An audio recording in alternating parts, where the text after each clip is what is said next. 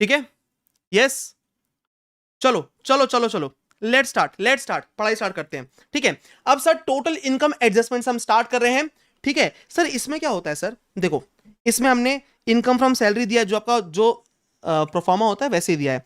Income from salary, फिर house property, फिर पीजीईपी, फिर कैपिटल गेन आईएफओएस। ठीक है, ओके, राइट, ओके। चलो पहले बात करते हैं सर इनकम फ्रॉम सैलरी। अब इनकम फ्रॉम सैलरी हम लोग लिखते हैं, यहाँ पे हम स्टैंडर्ड डिडक्शन देते हैं। ध्यान रखना, अगर आप ओल्ड रिजीम में हो तो आपको 50,000 देना है, और न्यू रिजीम 115 बीएसी है तो 75,000 देना है। ये बात ध्यान रखना, इसमें गलती बिल्कुल मत करना, बहुत बेसिक सिली मिस्टेक हो सकती है। Income from house property, sir income from house property में हम क्या करते हैं, अगर एसओपी है तो आपको ऑलवेज लॉस आएगा, और एलओपी या डीएलओपी है तो उसमें हम क्या करते हैं, हम लोग ग्रॉस एनुअल वैल्यू कंप्यूट करते हैं। वो कैसे निकालते हैं, एक्सपेक्टेड रेंट और actual rent whichever is higher. अब एक्सपेक्टेड रेंट कैसे निकालते हैं, वो पूरा मैं हाउस प्रॉपर्टी डिवीजन में कराऊंगा उस मैराथन में। ठीक है, माइनस करते हैं म्युनिसिपल टैक्सेस। अब एक बात ध्यान रखना, ये म्युनिसिपल टैक्सेस माइनस कब होते हैं, only if paid by owner. दो बातें यहाँ पे, पहली बात पेड होना चाहिए, ड्यू रहेगा तो अलाउ नहीं होता। दूसरी बात, ओनर ने पे किया है तो अलाउड होगा, अगर टेनेंट ने पे किया तो अलाउड नहीं होगा। ठीक है, ओके। ये आता है बेटा नेट एनुअल वैल्यू, इसमें हम डिडक्शन लेते हैं 24 का, 30% ऑफ एनएवी और इंटरेस्ट। ठीक है, अब एक बात ध्यान रखना, इंटरेस्ट आपको ड्यू बेसिस पे अलाउड होता है, इंटरेस्ट को पे करने की जरूरत नहीं है, ये ड्यू बेसिस पे अलाउड होता है आपको, राइट। इससे आएगा आपका इनकम फ्रॉम हाउस प्रॉपर्टी। अब आते हैं अपन बेटा पीजीवीपी पे। हमने शीट में जो ये वाले हैं ना सैलरी और हाउस प्रॉपर्टी, इसमें बेसिक एडजस्टमेंट्स रखे हैं, बस हमने बहुत सारे एडजस्टमेंट नहीं रखे इसमें, हमने मेन एडजस्टमेंट जो रखे हैं इसमें वो रखे हैं पीजीवीपी के। ठीक है, तो चलो हम पीजीवीपी स्टार्ट करते हैं अब। ठीक है बेटा, जिसका भी दो मिस्टेक का पेन हो, मतलब दो पेन की मिस्टेक हो गई, जो जिसने ओएमआर गलत भर दिया, बेटा ये उसको बताने के लिए सेशन नहीं है। प्लीज यहाँ पे आपका बाकी लोग का मेरा टाइम वेस्ट मत करो। ठीक है, प्लीज लेट्स स्टडी। ठीक है, चलो पढ़ाई कर लेते हैं, पढ़ाई कर लेते हैं, चलो लेट्स स्टडी। पीजीवीपी इनकम की बात करेंगे हम, profit as per books, net profit as per profit and loss, ये हमको दिया रहता है क्वेश्चन में, इससे हम स्टार्ट करते हैं। अब हम ऐड करते हैं क्या, हम ऐड करते हैं डिडक्शंस नॉट अलाउड। ठीक है, जो भी डिडक्शंस अलाउड नहीं होते और हमने अगर उनको डेबिट किया है प्रॉफिट एंड लॉस में तो हम ऐड बैक कर देते हैं ना। हाँ जी, यस सर, हाँ सर, ऐड बैक कर देते हैं। ठीक है, ओके। दूसरी बात, हम और क्या ऐड करते हैं सर, ऐड करते हैं things to be added to income, things to be added to income if not credit to profit and loss. मान लो आपने कोई चीज प्रॉफिट एंड लॉस में जो आनी चाहिए थी वो नहीं डाली, तो वो भी आप ऐड करते हो इनकम में। ठीक है, कुछ पॉइंट्स उसके हैं। ठीक है, लेस क्या करते हो, डिडक्शन अलाउड, जो भी डिडक्शन अलाउड होते हैं वो लेस करते हो। बट देखो, आपने अगर डेबिट नहीं किया है तो आप प्रॉफिट एंड लॉस में से लेस करते हो कि यार ये एक्सपेंस अलाउड होना चाहिए, तो हम लेस कर देते हैं। बट सर अगर कोई डिडक्शन अलाउड है और आपने ऑलरेडी डेबिट कर रखा है तो उसका कोई एडजस्टमेंट नहीं होता, ये आपको पता होगा। ठीक है, एंड लास्ट बात, कुछ और चीजें इनकम में से माइनस करनी पड़ती है हमको, जो आपने प्रॉफिट एंड लॉस में क्रेडिट तो कर दिया है बट आपकी पीजीवीपी इनकम नहीं है, तो वो चीजें माइनस करते हैं। तो पूरी लिस्ट बनाई है मैंने, बहुत बढ़िया लिस्ट है, आप पढ़ोगे तो आपको और मजा आएगा। ठीक है, ठीक है, चलो लेट स्टार्ट। तो सबसे पहले हम क्या करेंगे, profit as books, net profit as profit and loss, इसमें ऐड करेंगे deductions not allowed, add if debited. Depreciation as per books of accounts अपन ऐड बैक कर देते हैं, डेप्रिसिएशन एज पर इनकम टैक्स हम अलाउ करते हैं। दूसरी बात, amount pay to relative in excess of reasonable amount, हमने कोई रिलेटिव को पेमेंट किया रीजनेबल अमाउंट से ऊपर तो वो अमाउंट डिसअलाउ हो जाएगा। मान लो हमने 40,000 पेमेंट किया बट जो एफएमवी है, जो रीजनेबल अमाउंट है वो 25,000 है, तो 15,000 हमारा क्या हो जाएगा, एड बैक हो जाएगा, डिसअलाउ हो जाएगा 48(2) में। ठीक है, motor car expenses used for personal purpose, अगर आप पर्सनल पर्पस ले करोगे तो वो एक्सपेंस डिसअलाउ होता है। ठीक है, अब ध्यान रखना, इसमें ऐसा क्वेश्चन में आता है, if used for personal purpose proportionately, मतलब आपने 20%, 40%, 50% ऐसा यूज किया है पर्सनल पर्पस के लिए तो उतना ही डिसअलाउ होगा। ठीक है, ड्रॉइंग्स, ड्रॉइंग आपकी एक्सपेंस थोड़ी है, तो अगर आपका डेबिटेड है प्रॉफिट एंड लॉस में ऐड बैक कर दो, क्योंकि ये पर्सनल नेचर का होता है। सर इन्वेस्टमेंट इन नेशनल सेविंग सर्टिफिकेट एनएससी, ठीक है, इसमें इन्वेस्टमेंट किया आपने, ये आपका एक्सपेंस अलाउ नहीं होता, इसको ऐड बैक कर दो। इसको अलाउ करेंगे अपन एटीसी में, कहां अलाउ करेंगे, एटीसी में। Under valuation of closing stock, under valuation और वैल्यूएशन आखिर में सिखाऊंगा मैं आपको कि कैसे निकालते हैं। ठीक है, payment in cash, bearer cheque, cross cheque more than ₹10,000, 48(3) में डिसअलाउ होता है। 10,000 के ऊपर आप cash, bearer cheque, cross cheque में पेमेंट नहीं कर सकते। Advertisement in the souvenir of political party, ठीक है, ये क्या होता है सर, एड बैक करते हैं यहाँ पे और अलाउ करते हैं 80 जीजीबी में। बट ध्यान रखना एक बात, ये सिर्फ कंपनी को अलाउड होता है। किसको? कंपनी को। कौन सा? एडवर्टाइजमेंट वाला। ठीक है, next, donation to political party और electoral trust, add here, allowed, यहाँ पे एड बैक करते हैं और अलाउ करते हैं अंडर 80 जीजीबी कंपनी को और 80 जीजीसी इंडिविजुअल एचयूएफ अदर्स को। ठीक है, अच्छा एक बात समझना, देखो कंपनी को दोनों चीजें अलाउड है। अगर कंपनी एडवर्टाइजमेंट का पैसा खर्चा करेगी वो भी अलाउड है, और डोनेशन टू पॉलिटिकल पार्टी करेगी, इलेक्टोरल ट्रस्ट करेगी, वो भी अलाउड है। काय में? 80 जीजीबी में। और हमको, हम लोग को, इंडिविजुअल को, एचयूएफ को, हमको सिर्फ डोनेशन अलाउड है, हमको एडवर्टाइजमेंट अलाउड नहीं है। तो एक बात ध्यान रखना, ये क्वेश्चन में क्या करेगा, आपको क्वेश्चन में क्या देगा, आपको क्वेश्चन में दे देगा, देखो हमको फर्स्ट क्वेश्चन जो आता है ना, तो टोटल इनकम का, हमको इंटर लेवल पे इंडिविजुअल का क्वेश्चन आता है। ठीक है, अब इंडिविजुअल को सिंपल सी बात है, advertisement in the souvenir of political party allowed नहीं होगा, वो सिर्फ कंपनी को होता है। तो आपको एड बैक करना है और वहां पे जाके 80 जीजीसी में अलाउ नहीं करना है। अगर डोनेशन दिया है तो ही आपको एड बैक करना है और अलाउ नहीं करना है वहां जाके, और अलाउ करना है वहां जाके, सॉरी, अगर डोनेशन दिया है तो आपको एड बैक करना है और अलाउ करना है वहां जाके। बट अगर आपको एडवर्टाइजमेंट दिया है तो एड बैक करना है, बट वहां जाके अलाउ नहीं करना है, ध्यान रखना ये बात।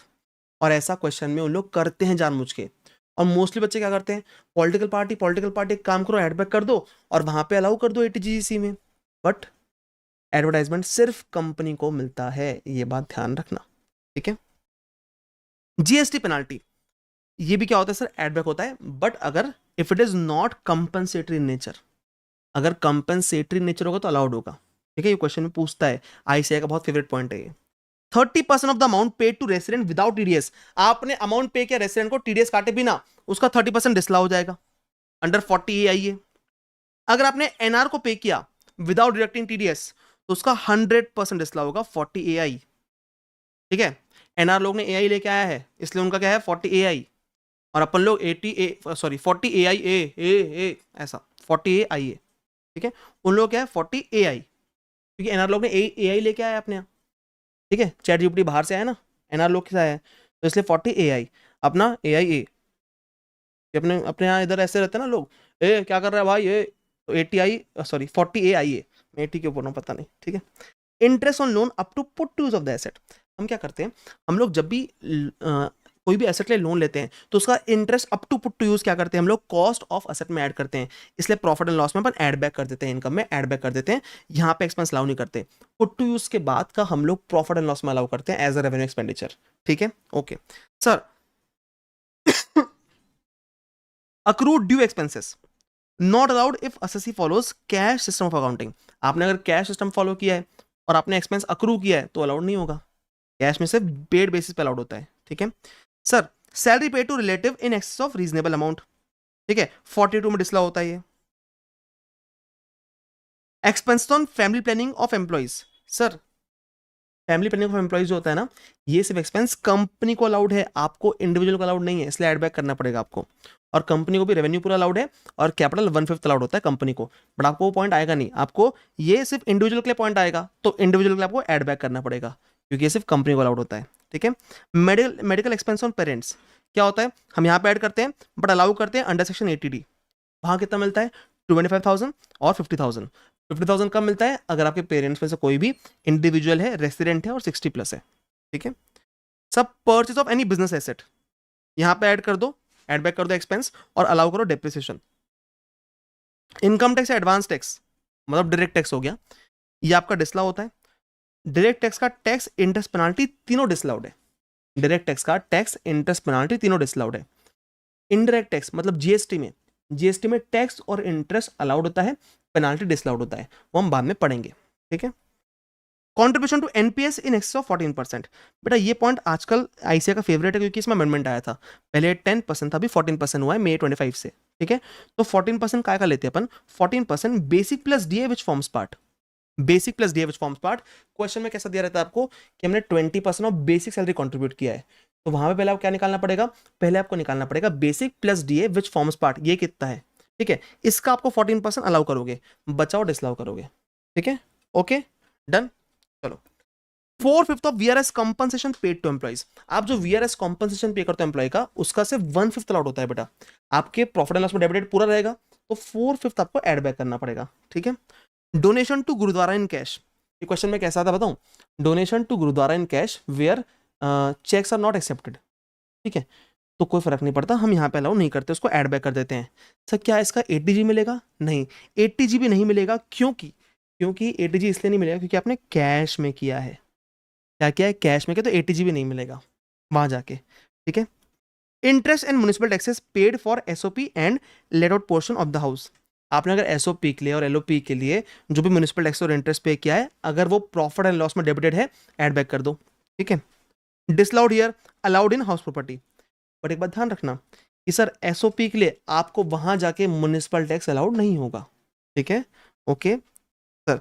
Notional rent of own house used for business purpose, ये अलाउड नहीं होता, ठीक है। अगर ऐसा बोल रहा है ओनर ने क्या किया, नोशनल रेंट डेबिट कर लिया है अपने घर का, खुद के घर में बिजनेस कर रहा है तो नोशनल रेंट डेबिट कर लिया है, तो अलाउड नहीं होगा, वो क्या हो जाएगा बेटा, वो ऐड बैक हो जाएगा, ठीक है, ओके। हाँ सर 2000 तक मिलेगा, गुरुद्वारा कैश में जो करेंगे ना 2000 तक मिलेगा, ये 80G की लिमिट है 2000 की, वो मैं यहाँ नहीं बता रहा हूँ, वहां बताऊँ, चलो ठीक है यहाँ बता देता हूँ। देखो 2000 तक चल जाएगा, 2000 के ऊपर नहीं मिलता है, ठीक है, ओके। अच्छा, आपको ये फाइल डाउनलोड करनी है तो मैंने अभी जाके मेरे टेलीग्राम चैनल पे अपलोड की, वहां से डाउनलोड कर सकते हो, ठीक है। वहाँ लिंक आपको दी हुई है, लाइव कमेंट में पिंड है, ठीक है, चैट में, और कमेंट सेक्शन में मिल जाएगी आपको, और डिस्क्रिप्शन में मिल जाएगी, ठीक है। डिस्क्रिप्शन में है ना बेटा एक बार? हाँ है, डिस्क्रिप्शन में भी है, ठीक है, आपको मिल जाएगी, right. Sir interest paid to bank after due date of ROI, sir 43B में डिसअलाउड होता है, 43B में आपको सेक्शन याद करने की जरूरत नहीं है, मेरा बोलना जरूरी है यहाँ पे, आपको याद नहीं रखना है, याद है तो अच्छी बात है, नहीं है तो कोई दिक्कत नहीं है। Interest paid to bank after due date of ROI 43B में डिसअलाउड होगा बेटा ये, ठीक है। Contribution to PM relief fund यहाँ पे एड बैक कर देंगे और 80G में अलाउ करेंगे। Loss on sale of capital asset यहाँ पे ऐड बैक कर दो और कैपिटल गेन में ट्रीट करो, जो भी करना है ना लॉस और प्रॉफिट का, वो कैपिटल गेन हेड में लेके जाओ, इसको यहां से हटाओ, ये तो पीजीपी इनकम निकाल रहे हैं ना हम लोग। Loss on sale of scientific research asset ये अलाउड नहीं होता बेटा, ऐड बैक कर दो इसको, ठीक है। 4/5 of preliminary expenses under section 35D, ये 35D सेक्शन पढ़ाऊंगा मैं आज आपको, ठीक है, बहुत बोरिंग सेक्शन है, मैं चाहूँ भगवान से दुआ करूँ कभी ना आए ये सेक्शन आपको, बट आप ध्यान रखना इसका भी 1/5 अलाउड होता है, सिर्फ 4/5 अलाउड नहीं होता, 4/5 एड बैक होता है इसका, ठीक है। Amount payable to an MSME beyond the given time limit in the MSME act, ये अलाउड होता है बेटा एक्चुअल पेमेंट बेसिस पे। इसका मतलब क्या है, एक बात समझो, देखो आपका जो एमएसएमई एक्ट वाला पेमेंट है, ये 43B क्लॉज एच में आया था अमेंडमेंट, आज से 1-1.5 साल पहले। इसमें क्या बोला गया है कि आप अगर जो एग्रीमेंट में टाइम लिखा है, अगर उस टाइम के अंदर पे कर दोगे तो आपको अक्रूवल बेसिस पे अलाउड होगा, ठीक है। आपने अगर टाइम के बाद पेमेंट किया तो आपको एक्चुअल पेमेंट बेसिस पे अलाउड होगा, ठीक है। इस पे क्वेश्चन दिखाऊंगा मैं आपको, ठीक है। तो और टाइम क्या रहता है, वो अगर एग्रीमेंट है आपका तो जो एग्रीमेंट में लिखा है डेट, उस डेट के पहले या मैक्स 45 डेज, एग्रीमेंट नहीं है तो विद इन 15 डेज आपको पेमेंट करना पड़ता है। इसके इस टाइम के अंदर पेमेंट कर दोगे तो अलाउड ऑन एक्रूअल बेसिस, इसके बाद पेमेंट करोगे अलाउड ऑन पेमेंट बेसिस, जब पे किया तब अलाउड होगा। Capital expenditure and repairs of a capital nature, capital nature के एक्सपेंस होंगे या फिर कैपिटल एक्सपेंडिचर होगा, ठीक है, या फिर रिपेयर्स होंगे वैसे, तो वो एड बैक होते हैं, अलाउड नहीं होते, वो कॉस्ट ऑफ असेट में ऐड होते हैं, प्रॉफिट एंड लॉस में अलाउड नहीं होते, ठीक है। Fine penalty for breach of law, sir allowed नहीं है सर, ऐड बैक कर देंगे। Fine penalty for breach of law add back कर देंगे। Except breach of contract being compensatory nature, सब ब्रीच ऑफ कॉन्ट्रैक्ट अलाउड होता है क्योंकि breach of contract compensatory nature होता है, but breach of law allowed नहीं होता। Expense on issue of right shares, public issue and increase in authorise capital, ठीक है। तो ये क्या होता है सर, ये भी डिसअलाउड होता है क्योंकि राइट शेयर इशू करने से या पब्लिक इशू करने से या फिर इंक्रीज ऑथराइज कैपिटल करने से ये कैपिटल नेचर का एक्सपेंस है, ये डिसअलाउड होता है। बोनस शेयर का अलाउड होता है, वो पढ़ाऊंगा बाद में, बट ये क्या होता है, ये डिसअलाउड होता है। अच्छा, एक पॉइंट मुझे और मिला था जो मैं बोल देता हूँ आपको यहीं पे। देखो मैंने आपको बताया कि हमने अगर अपने पेरेंट्स का मेडिकल एक्सपेंस किया या फिर हेल्थ इंश्योरेंस किया, मेडिकल एक्सपेंस किया या फिर क्या किया, हेल्थ इंश्योरेंस किया, तो हमको यहाँ पे अलाउड नहीं होता, एडबैक होता है, और हमको 80D में अलाउड होता है। बट आपने मान लो अपने पेरेंट्स का, डिपेंडेंट हो या ना हो फर्क नहीं पड़ता, आपने अगर उनका लाइफ इंश्योरेंस लिया, ठीक है, तो उसको भी हम क्या करेंगे, यहाँ पे एडबैक करेंगे और हम ट्राई करेंगे 80C में अलाउ करें। पर आपको बता दूं 80C में लाइफ इंश्योरेंस प्रीमियम आपको अपने पेरेंट्स का नहीं मिलता, अपना, अपने बीवी का, अपने बच्चों का मिलता है, पेरेंट्स का नहीं मिलता, ठीक है, बात ध्यान रखना। ये अच्छा पॉइंट है, क्वेश्चन में पूछता है कई बार, आई से परेशान करेगा आपको, राइट। ये छोटे छोटे पॉइंट्स ध्यान रखना पड़ता है बेटा। देखो मेजर पॉइंट्स बनते हैं आपको, ये छोटे पॉइंट्स में गलतियां होती है, वो पॉइंट मैं बता दूंगा आपको यहाँ पे। Add things to be added to income, normally क्या चीजें ऐड करनी पड़ती है इनकम में, if not credit to profit and loss. अब 3-4 पॉइंट है, बता रहा हूं मैं आपको, ठीक है। Sale proceeds of scientific research asset, ठीक है। सेल प्रोसीड्स और deduction allowed under 35 whichever is lower, ये हम ऐड करते हैं बेटा इनकम में। जब भी साइंटिफिक रिसर्च एसेट ऐड होता है, सॉरी सेल होता है ना, तो हम सेल प्रोसीड्स और डिडक्शन अलाउड अंडर 35 ये ऐड बैक करते हैं विच एवर इज लोअर, ठीक है। रेमिशन सेसेशन ऑफ ट्रेडिंग लायबिलिटी, हम क्या करते हैं, ये भी ऐड बैक करते हैं। सर रेमिशन सेसेशन क्या है सर, देखो हमको सर मान लो किसी को 12,000 रुपये पे करना था, ठीक है, हमने डेबिट किया हुआ था, बट हमको अल्टीमेटली 8,000 पे करना पड़ा, 4,000 का हमको क्या मिल गया, हमको फायदा हो गया 4,000 का, डिस्काउंट मिल गया, वेवर मिल गया, रेमिशन हो गया, तो ये सब क्या होगा, ये हमारा फायदा है, ये हमारे प्रॉफिट एंड लॉस में इनकम में ऐड होता है, ठीक है। Sale remuneration interest receive from firm to the extent deductible in the hands of firm, ठीक है। फर्म के हाथ में 40B में जो अलाउड है, फर्म के हाथ में एज पर 40B जो अलाउड है, ठीक है, जो उनको सैलरी इंटरेस्ट और रेमुनरेशन जो भी पे किया उन्होंने हमको, जो उनको अलाउड होगा, हमारे हाथ में अंडर सेक्शन 20 टैक्सेबल होता है, हमारे हाथ में अंडर सेक्शन 20 टैक्सेबल होता है, उनसे जो मिलता है फर्म से हमको हमारे हाथ में टैक्सेबल होता है, ठीक है। ओके, अब ये पॉइंट सुनो, ये बहुत इंपॉर्टेंट पॉइंट है, इसमें बहुत सारे बच्चे गलती करते हैं। उसके पहले मुझे बताओ कि आपको स्पीड ठीक लग रही है कि हमको स्पीड बढ़ानी चाहिए थोड़ी सी? मुझे बता दो एक बार, हमको स्पीड बढ़ानी है कि ठीक है?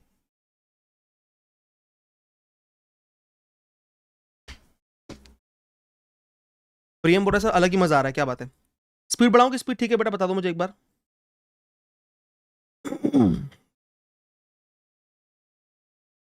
जल्दी बोलो, मैं कमेंट्स का वेट कर रहा हूं। परफेक्ट है बेटा, एकदम थोड़ा सा बढ़ाऊंगा, एकदम थोड़ा सा, एकदम थोड़ा थोड़ा बढ़ाऊंगा, जहां जरूरत है वहां बढ़ाऊंगा, ठीक है?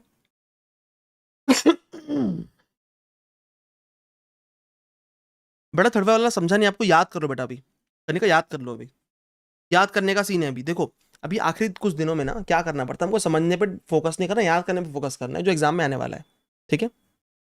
स्पीड ठीक है, चलो समझ गया मैं। कुछ कुछ लोग थोड़ा फास्ट करने बोल रहे हैं, थोड़ा लोग कुछ बोल रहे हैं, स्पीड ठीक है, मैं दोनों के हिसाब से मेंटेन करता हूँ, चिंता मत करो, ठीक है। मजा आ रहा है बहुत, वेरी गुड, ठीक है। अच्छा ये पढ़ो, bad debt recovery in excess of unallowed portion is added to income, bad debt recovery in excess of unallowed portion is added to income. इसका मतलब क्या है, ये लाइन याद करो मेरे साथ, बोलो मेरे साथ एक बार, याद करो जल्दी से, याद करो, bad debt recovery in excess of unallowed portion is added to income, बोलो मेरे साथ एक बार, बोलो। Bad debt recovery in excess of unallowed portion is added to income, फिर से बोलो एक बार, bad debt recovery in excess of unallowed portion is added to income, एक बार फिर से बोलो, bad debt recovery in excess of unallowed portion is added to income. Sir इसका मतलब क्या है, सर इसका मतलब क्या है, देखो बहुत इंपॉर्टेंट है, ध्यान रखना ये बात, क्या होता है, ये पॉइंट आता है आपको, बेड डेट की रिकवरी हुई, ठीक है, आपके डेटर 30 के हैं और आपकी बेड डेट अलाउड कितनी है, 12 की है, दूसरा अनअलाउड पोर्शन कितना हो गया, 18 हो गया, बरोबर। आपको दिया है, आपको 3 चीज दी होती है कि डेटर 30 के थे, बेड डेट अलाउ किया हमने 12 का, और रिकवरी 23 की हुई है। अब बताओ कि इनकम कितनी होगी, बताता हूं मैं आपको कि देखो आपको सबसे पहले निकालना है अनअलाउड पोर्शन, क्या निकालना है सबसे पहले, अनअलाउड पोर्शन निकालना है, क्या निकालना है, अनअलाउड पोर्शन, ठीक है। तो डेटर 30 के हैं और बेडेड अलाउड 12 के हैं, तो अनअलाउड पोर्शन कितना हुआ बेटा, 18 हुआ, ठीक है, अनअलाउड पोर्शन कितना हुआ, 18 हुआ। रिकवरी अपन रिकवरी 23 की हुई है, हमारा पॉइंट क्या याद किया था हमने, bad debt recovery in excess of unallowed portion is added to income, तो रिकवरी 23 की माइनस करो अनअलाउड पोर्शन, ये 5 आपकी इनकम होनी चाहिए, it 5 should be added to income, income में से 5 ऐड होना चाहिए, 5 इनकम में ऐड होना चाहिए, सिर्फ क्या होना चाहिए, सिर्फ 5 इनकम ऐड होना चाहिए, क्या, bad debt recovery in excess of unallowed portion, ये इनकम में ऐड होना चाहिए। बट आईसीए वाले थोड़े से है, कुछ तो भी है, वो लोग क्या करते हैं, वो लोग ना होल रिकवरी ऑफ 23 को क्रेडिट कर देते हैं प्रॉफिट एंड लॉस में, पूरी रिकवरी, वो ऐसा बोलते हैं क्वेश्चन में कि full recovery of 23 is credit to profit and loss. अब देखो हमने क्या समझे, हमने क्या बोले थे कि 5 इनकम ऐड होना चाहिए, और इनने 23 इनकम ऐड कर दिया। हमने क्या बोले, 5 इनकम ऐड होना चाहिए था। इन लोग क्या बोल रहे हैं, इन लोग ने 23 इनकम ऐड कर दिए, तो हम लोग क्या बोलेंगे, ठीक है काम करो 18 माइनस कर दो, then we have to deduct 18 from income. ठीक है, अल्टीमेट क्या होगा, हमको इनकम से 18 क्या करना पड़ेगा, माइनस करना पड़ेगा। बात समझे, मैं फिर समझाऊंगा ये वाला पॉइंट, इंपॉर्टेंट पॉइंट है, इंपॉर्टेंट पॉइंट सुनना ध्यान से। देखो डेटर 30 के हैं, बेडेड अलाउड कितने 12 के हैं, और रिकवरी 23 की हुई है, ऐसा क्वेश्चन में दिया हुआ है आपको। ठीक है, तो हमें क्या करना है, सबसे पहले हमको निकालना है, देखो अनअलाउड पोर्शन, अगर डेटर 30 के हैं और बेडेड अलाउड 12 है, तो अनअलाउड पोर्शन कितना हुआ, 18 का हुआ, 30 माइनस 12 18। हमें इनकम में ऐड क्या करना है, bad debt recovery in excess of unallowed portion, तो रिकवरी माइनस अनअलाउड पोर्शन कर दो, कितना 5, ये हमारी इनकम में ऐड होना चाहिए। ये हमारा एकदम दिमाग में फिक्स हो गया कि हमको 5 इनकम में ऐड करना है, बात खत्म। अब इन लोग क्वेश्चन में क्या करते हैं, इन लोग पूरी रिकवरी को इनकम प्रॉफिट एंड लॉस में क्रेडिट कर देते हैं। Whole recovery of 23 is credited to profit and loss. हमारे हिसाब से इनकम में ऐड कितना होना चाहिए था, 5, इन लोग ने कितना ऐड कर दिया, 23, तो हम लोग क्या करेंगे, 18 माइनस कर देंगे। हम क्या कर देंगे, we have to deduct 18 from income, हम माइनस कर देंगे 18। माइनस का, अरे इनकम में से माइनस करोगे और माइनस कहां शो करेंगे पूछ रहे हो, इनकम में से माइनस कर देंगे, खत्म बात। ठीक है, राइट, हमने 2 बार रिपीट कर दिया, आई होप आपको समझ में आ गया होगा। नहीं समझ में आया, जाओ पीछे रिवाइंड करो, देख लो एक बार, समझ में आ जाएगा पक्का से। ठीक है, ओके। चलो अब देखो बेटा, ऐड वाले पॉइंट खत्म हो गए, अपने ऐड वाले पॉइंट खत्म हो गए। अच्छा, अगर पर समझ में आ गया होगा तो ओपी लिख देना कमेंट सेक्शन में। ठीक है, लेट्स करते हैं डिडक्शंस अलाउड। ठीक है, अब डिडक्शंस अलाउड कौन से होते हैं उस बारे में बात करेंगे। मैं एक बार फिर रिपीट कर रहा हूं, देखो डिडक्ट करेंगे अपन, अब माइनस कब करते हैं, अगर डेबिट नहीं हुए तो, अगर अलाउड है एक्सपेंस और ऑलरेडी डेबिट हो चुका है, अगर एक्सपेंस अलाउड है एंड ऑलरेडी डेबिट हो चुका है, तो कोई एडजस्टमेंट नहीं करते हम लोग, हम कोई एडजस्टमेंट नहीं करते। डेप्रिसिएशन एज पर इनकम टैक्स एक्ट अलाउड होता है। ठीक है, scientific contribution to approved university ये अलाउड होता है, माइनस करते हैं, बट ध्यान रखना it is not allowed under 115 BSC, 115 BSC में अलाउड नहीं है। Gift of dry fruit to important customers ये अलाउड है, it is allowed as revenue expenditure. ठीक है, क्वेश्चन में आता है ये पॉइंट एक, payment in cash, bearer cheque, cross cheque to transporter up to 35,000 चलता है 43 में, अलाउड है, yes. 100% deduction is allowed on all capital expenditure under section 35 AD except land, goodwill and financial instrument. ठीक है, 35 एडी में हमको 100% expense मिलता है, कैपिटल एक्सपेंस पूरा अलाउड होता है, बट 115 बीएससी में अलाउड नहीं होता है, ये बात ध्यान रखना। Salary paid to sister in law in excess of reasonable amount, ठीक है, ये अलाउड है। अरे ये क्या है सर, ये क्या है, सुनना ध्यान से सुनना। ठीक है, salary paid to sister in law in excess of reasonable amount, इसका मतलब क्या है सर, इसका मतलब ये है कि सिस्टर इन लॉ को आपने रीजनेबल अमाउंट से ऊपर सैलरी पे किया, तो अलाउ क्यों है सर, डिसअलाउ होना चाहिए ना बेटा। सिस्टर इन लॉ रिलेटिव नहीं होती एज पर 48(2) में जो रिलेटिव की डेफिनेशन है उसमें सिस्टर इन लॉ नहीं आती। अगर आप गिफ्ट वाला सेक्शन देखो 56 to 10 वाला सेक्शन देखोगे ना गिफ्ट वाला, उसके रिलेटिव में सिस्टर इन लॉ आती है, बट अगर आप 48(2) देखोगे, तो 48(2) के रिलेटिव के डेफिनेशन में आपकी सिस्टर इन लॉ नहीं आती, तो उसको अगर सैलरी पे करोगे इन एक्सेस ऑफ रीजनेबल अमाउंट तो 48(2) में डिसअलाउ नहीं होगा। ठीक है, 42 में डिसअलाउ नहीं होगा, ये बहुत इंपॉर्टेंट पॉइंट है। इसमें हर बच्चा गलती करेगा अगर नहीं पढ़ा होगा मुझसे तो। Employer's contribution if paid before due date of ROI under 139(1) क्या होगा सर, अलाउड होगा। मतलब एम्प्लॉयर का कॉन्ट्रीब्यूशन जो होता है ईपीएफ वगैरह में, ठीक है, employer contribution to EPF if paid before due date of ROI allowed होता है। पर जो एम्प्लॉई का कॉन्ट्रीब्यूशन होता है, employees contribution if paid before due date of relevant act, वो तभी अलाउड होता है। मतलब पीएफ एक्ट का पेमेंट अपने को 15th ऑफ नेक्स्ट मंथ के पहले पे करना पड़ता है, अगर पे किया तो अलाउड होता है। कौन सा, employees contribution. But employers contribution हमको अलाउड होता है अगर हमने ड्यू डेट ऑफ आरओआई के पहले पे कर दिया तो। ठीक है, interest on loans of asset after put to use, आपने जो असेट के लिए लोन लिया उस पर जो इंटरेस्ट पे कर रहे हो ये अलाउड रहेगा as business expense if asset is for personal purpose. Sorry फिर से बोल रहा हूँ, interest on loan of asset after put to use. देखो पुट टू यूज के पहले का अलाउड नहीं होता, वो एडबैक होता है और कॉस्ट ऑफ असेट में ऐड होता है। पुट टू यूज के बाद का हमको as a revenue expenditure profit and loss में अलाउ होता है। बट ये अलाउड नहीं रहेगा, not allowed as business expenditure if asset is for personal purpose. अगर पर्सनल पर्पज के लिए एसेट यूज कर रहे हो तो आपको अलाउड नहीं होगा ये एज अ बिजनेस एक्सपेंडिचर, ठीक है।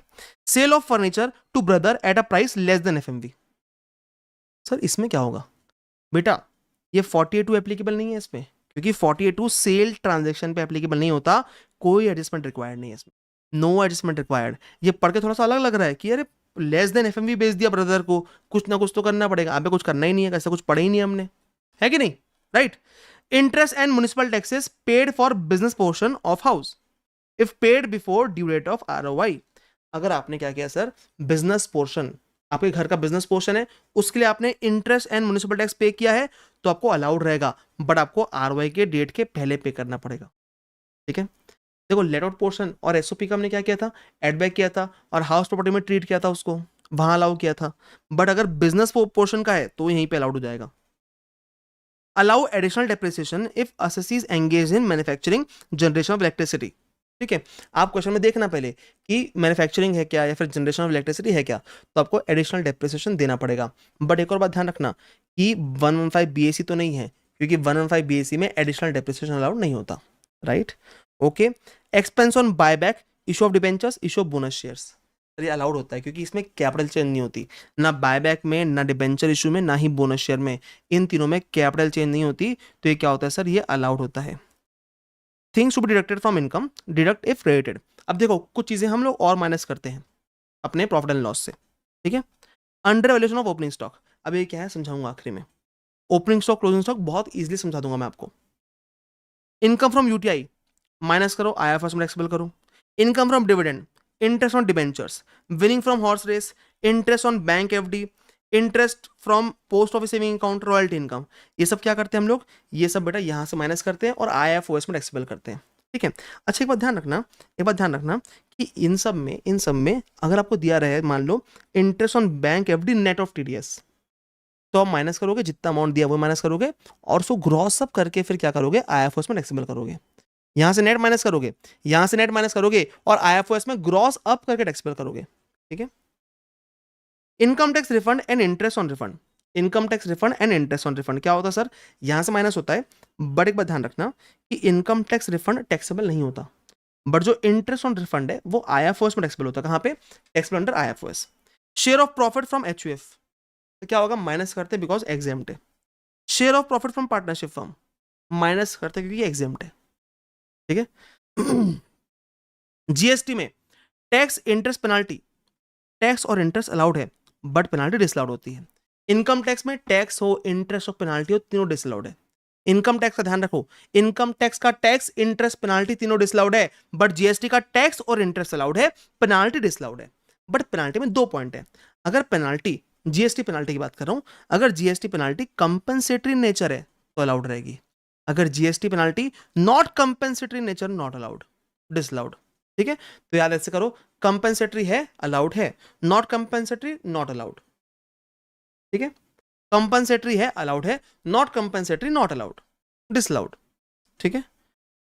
13 profit on sale of capital asset, से यहां से माइनस कर दो और इसको कैपिटल गेन में ट्रीट करो। कहां ट्रीट करो, कैपिटल गेन में ट्रीट करो, राइट।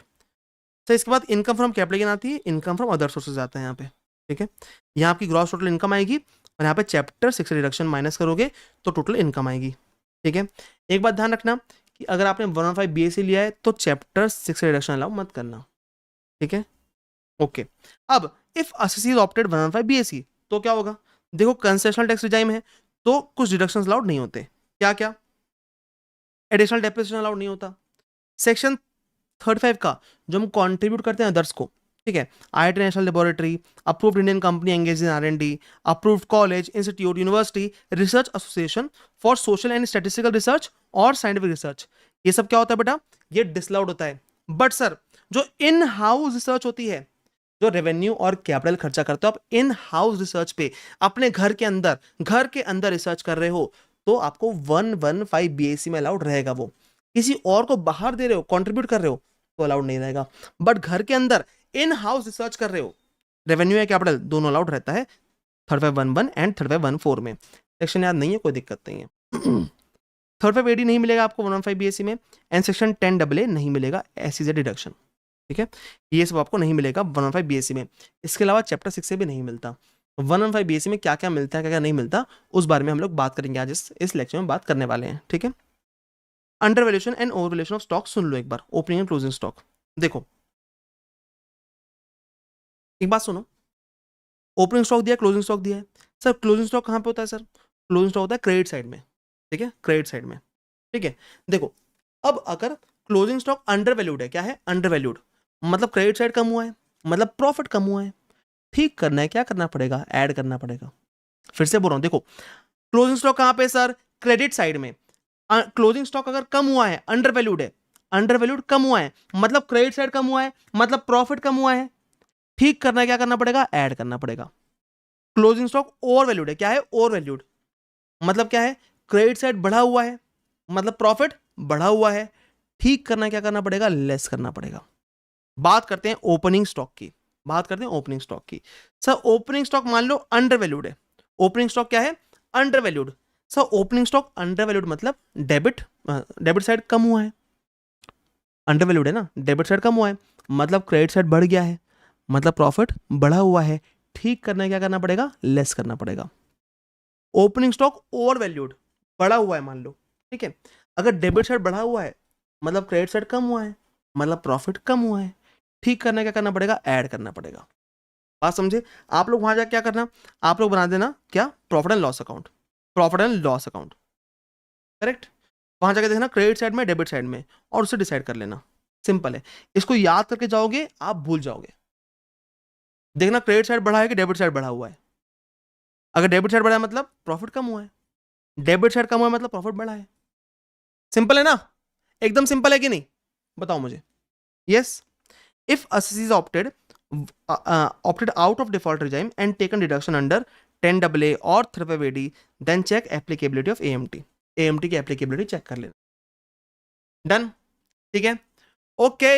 तो बेटा हमने 38 मिनट्स में नहीं, 33-34 मिनट्स के अंदर